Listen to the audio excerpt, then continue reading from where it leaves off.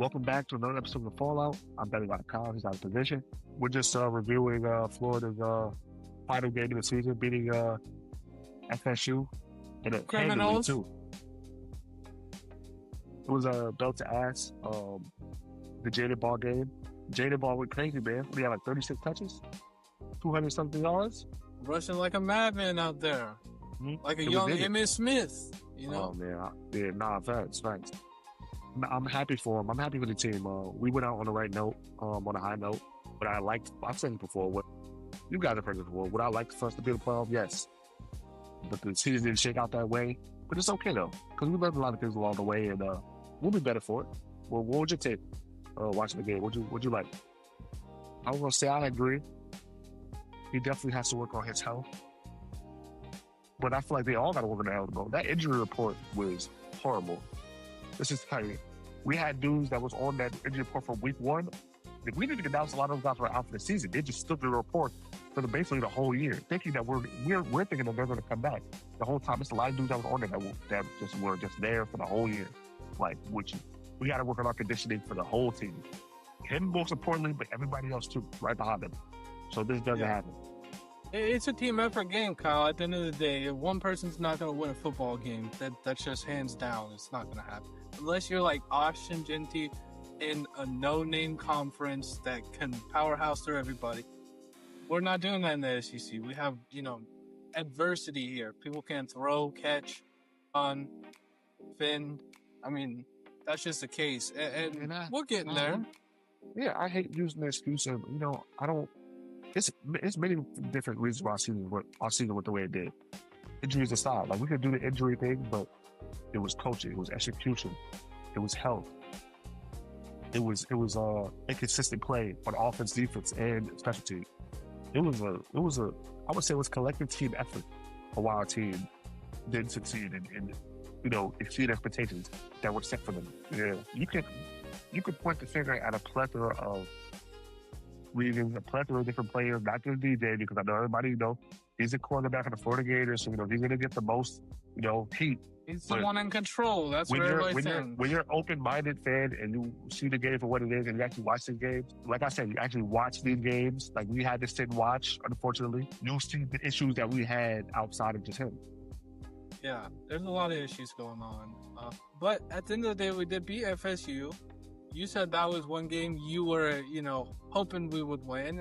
We got the job done. In the swamp, too. Mandatory. After the week before showing against Tennessee, we had to lead the fans with something. So at least, go into the offseason with. And shout out, not to cut you off, but shout out Caleb Banks. Because that dude is a warrior, bro. For almost the entirety, he didn't have to do that, bro. He's draft eligible. He didn't have to do that, bro. He didn't have to do that. He did that because he wanted to play with his brothers. I respect that. Miles Graham, Martin McClain, Kamani. Yeah, he'll be a junior next year. Hopefully he doesn't. Yeah, I don't want to lose him. Hopefully he doesn't hit into that portal. I don't think he hit the portal. I think he really enjoys being a Florida Gator. He's from Florida. Leave home to go where, bro? Like, you're from here, bro. Florida guys don't leave Florida. That's how it's supposed to be. That's how it should be. And at the end of the day, everybody knows the best athletes come from Florida, Kyle. So why not stay in Florida? Come on, just stay home. And not just him. We're talking about all the guys. I want to keep as many guys as we can, bro. I think we're not that far off. Because if you look at a lot of those games, we lost a lot of those games by self-inflicted wounds, bro. Yes, a lot of penalties that weren't needed. It wasn't many games that got teams to really say, like, oh, we really put it on them. No, bro. We did ourselves more than anything. Y'all didn't do anything crazy. We helped y'all more than y'all did anything to us to affect us. Respectfully, honestly. Discipline of a lot of penalties. Drinks. We didn't used to have injury reports that looked like this. Yeah. No, facts. Laundry list of names on the list that could go for days. And I know this is living in history or whatnot, but if you go back to the Tebow era, how many of our players were getting hurt then? Not many.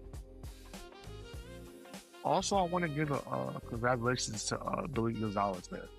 He was put in a tough spot. Film coach,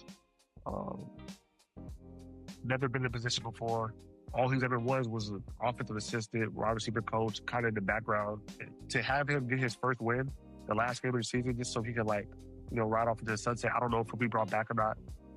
Maybe he'll get another job elsewhere, but that was important because you could tell that this guy really like lived and died with the Florida Gators, bro.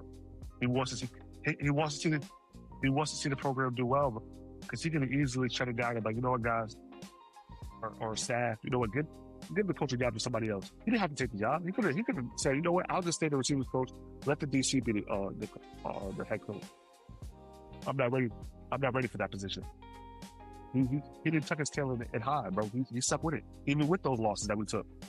And we do appreciate you, Billy, for stepping up to the plate because obviously not easy. the other really got chopped, and I think it's a really gracious thing. Yeah, it's a really gracious thing to take that responsibility on, especially for young men like that are looking for leadership, and you're stepping in the spotlight. So we appreciate everything you've done for us. It shows those guys how much he cares about the program and how much he wants the program to do well. Yeah, and we will do well. It'll take time, but we'll get back to our original selves where we're dominating the SEC. And I know people will say I'm crazy, but that time is coming. It's just a matter of time. Sooner rather than later, man. We're not that far, man. Regardless of what people want to believe and think, who really gives two shits anyways? We're Florida Gator fans. We're gonna rock with the team, win or lose, right or wrong. Exactly. This is how it is, honestly. This has been another episode. With that being said, this has been another episode of The Fallout. I'm betting.com. Who got position? Like, comment, subscribe. Do you have any last thoughts? Yeah, y'all hit that dang, subscribe button like it's a dang hot donut fresh off the Krispy Kreme line. You trying to get a taste, okay? We is the taste. Y'all want this, okay? Y'all want to taste this.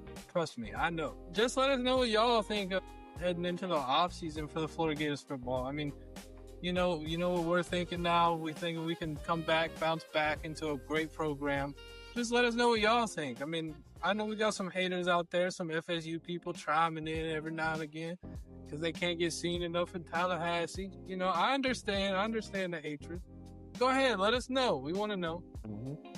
All right, we'll see y'all later. Okay. Peace. Peace.